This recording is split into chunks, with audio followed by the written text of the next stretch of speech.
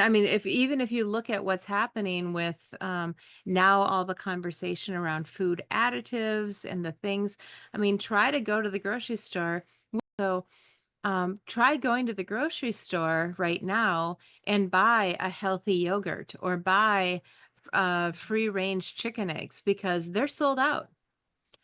Because people are realizing, wait, I don't need to buy yogurt with red dye number 30 or whatever's in it.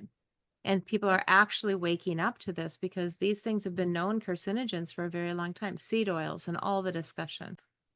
I mean, I'll take it a step further and say it's a profit-driven sick care It system. is. Profits over people, and I saw that from the inside because my first career, as you said, was as a physical therapist for almost 20 years, in which I felt very called to do it at the time. I mean, it was my first career aspiration, well, besides cashier at the local supermarket, that was my first career aspiration as a 5-year-old, but Okay, really? For real? oh, cashier at the A&P was the first the first answer I gave. I thought it was so cool to press the buttons, and I I did. love that.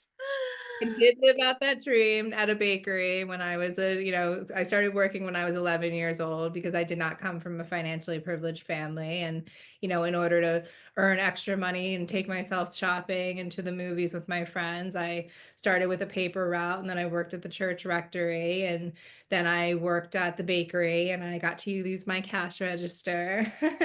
And I was Uh, also working my butt off in school because, as I said, my childhood was you know, less than ideal, to put it mildly, very traumatizing to, put it more clearly.